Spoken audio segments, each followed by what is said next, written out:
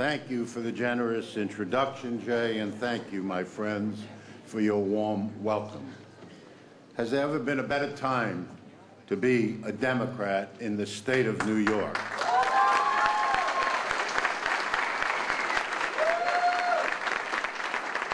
Has there ever been a time when New Yorkers were more optimistic about their government? The answer is no, and the reason is Governor Andrew Cuomo.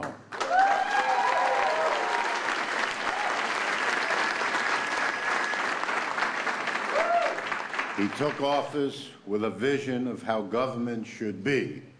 He took office with a plan of action, and New Yorkers are overwhelmingly in his corner.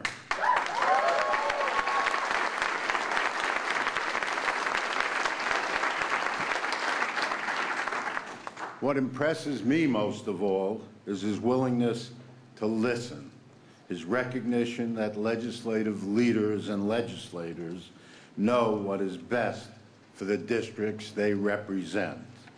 We have worked together as partners, and I'm proud to say many people can see the outcome. So it should come as no surprise that we have the most effective state government in the nation today.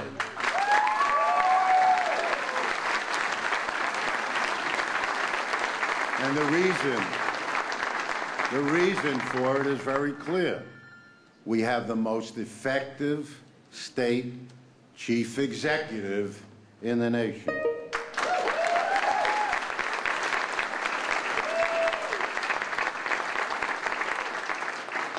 I particularly, on behalf of myself and my colleagues who are here with us, Assemblyman Denny Farrell, Assemblyman Mike Cusick, Assemblyman Joe Morelli, Assemblyman Felix Ortiz, and Assemblyman Sam Roberts, who are seated among you today, I want to applaud his recent decision to do away with fingerprinting for those who need food stamps.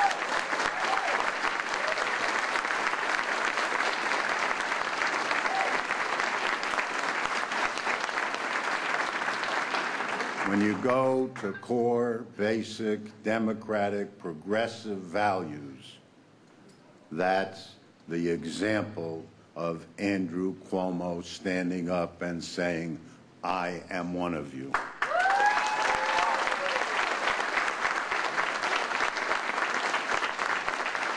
It showed his wisdom, it showed his sensibility and his sensitivity to a struggling and vulnerable population of New Yorkers. And together, I hope we can put an end to child hunger in this state once and for all.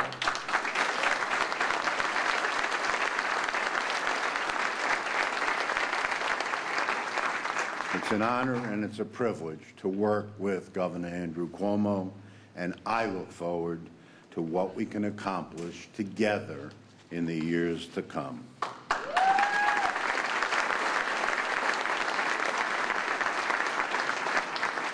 I want to take, again, another opportunity to personally thank Jay Jacobs for his outstanding work as state chair.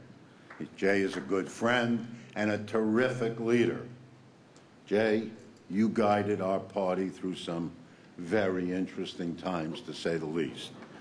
But through it all, you kept us focused on our core principles, and you never let us forget why we should be proud to be Democrats. Thank you, Jay.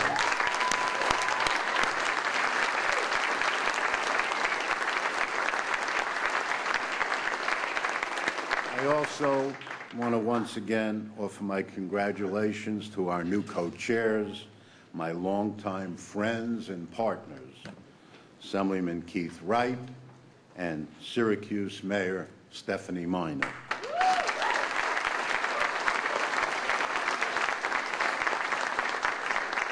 Clearly, the governor chose wisely when he selected the two of you to lead our party into the future. Truly, these nominations speak to the depth of talented Democratic leaders that are here in New York State. I think Keith was absolutely right when he said that New York is the Democratic capital of the United States.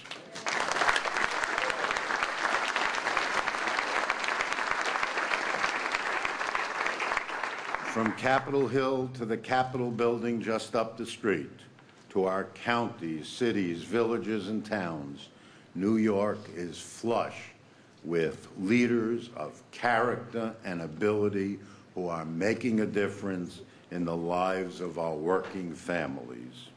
I have known Keith for a long time now. In the Assembly Democratic Conference, he is a leader among leaders.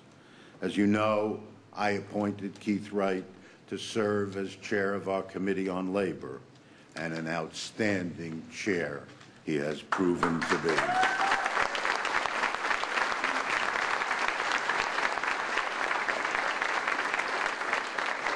Together, we are co-sponsors of highly popular legislation that will increase the state's minimum wage from $7.25 an hour to $8.50 an hour.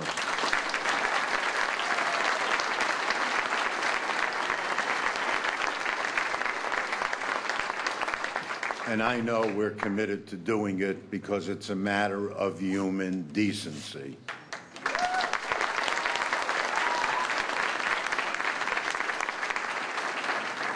And when you have a voice as deep and as rich as Barry White, I can only imagine the love Keith is going to nurture within this Democratic committee.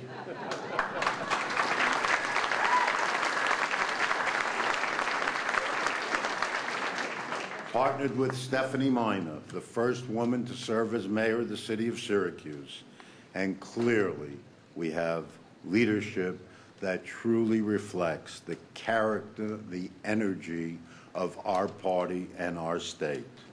Keith, Stephanie, you know that you have our wholehearted support as we continue the march toward November.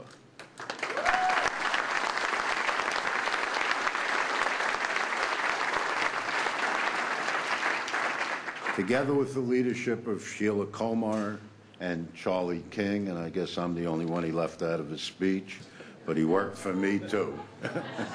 Long time ago. But I guess I was a good boss because he spared me. Wait till June 5th.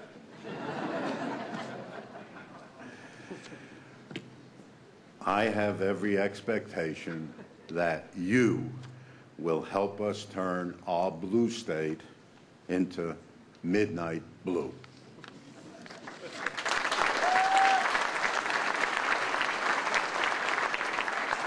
If I can digress for a minute and tell you a little bit about the Assembly Democrats. We have successfully defended 6 seats last November in special elections. In the process, we brought 6 talented young leaders into the People's House of the Legislature. In March of this year, we successfully defended 2 more seats in special elections, and most importantly, took 2 previously Republican seats, including a historic win in the 103rd Assembly District.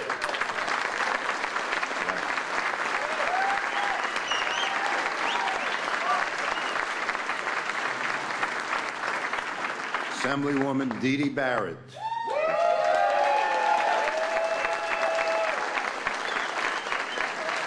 First woman to represent that district in Albany. It was a monumental win for Dee Dee and a monumental victory for the Democratic Party. With Dee Dee on board, the Assembly majority is now at 101 out of 150 members of the Assembly.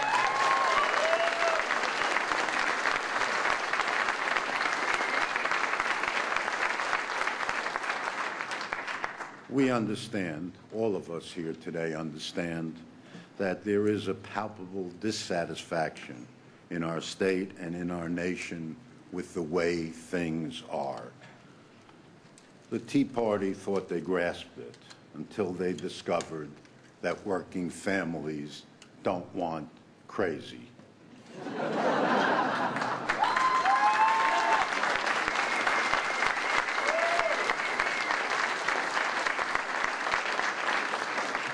Working families want fairness. Working families want to be able to climb that historic ladder to middle-class economic well-being. They want job security. They want to be able to pay their bills, put their kids through school, and know that they can retire with some sense of dignity. That is the message and the agenda that the Assembly majority has been pushing so aggressively throughout this state. Last year, we fought with the partnership of Governor Andrew Cuomo and won rent protection for our tenants, the millionaire's tax, enactment of a middle-class tax cut, and increased state investment in education and health care.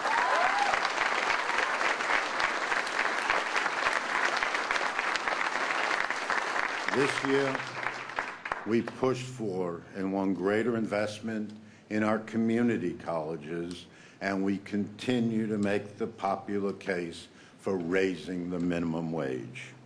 And thanks to the leadership of Governor Andrew Cuomo, we have advanced a massive job creation agenda.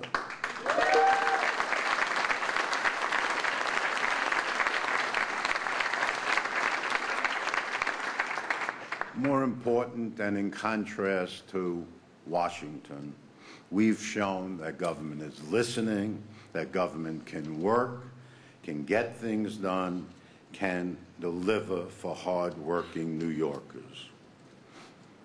You know, I actually mentioned something last night that I want to clarify, because some people came up to me and said, "You compared the Republican Party to devils?"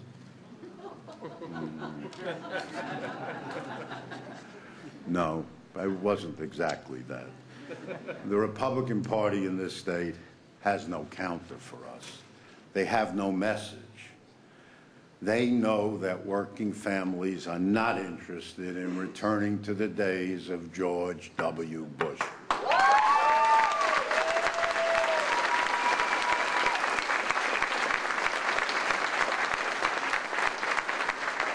We hold the vast majority of the cards right now, and the mission before us is clear. We must re-elect President Obama.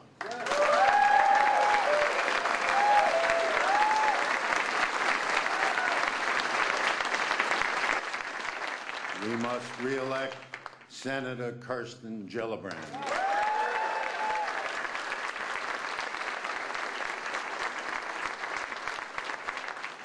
We have great congressional candidates. We must embrace the critical role we have to play in recapturing the House. It starts here in New York.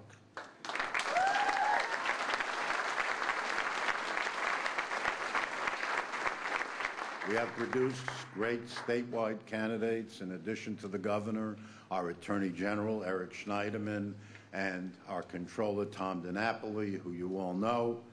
But we have to strengthen our hold on the State Assembly and make the State Senate Democratic.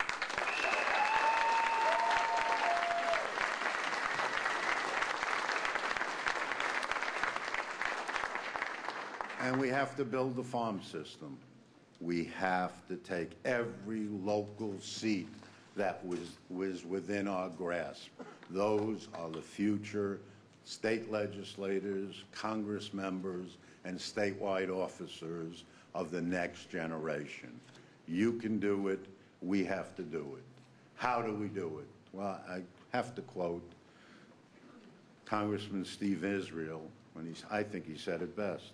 If you knock on a door and somebody says there's a pothole, go get a shovel, get some asphalt, fill the pothole. That's how we're going to win. It's our job to respond to the people.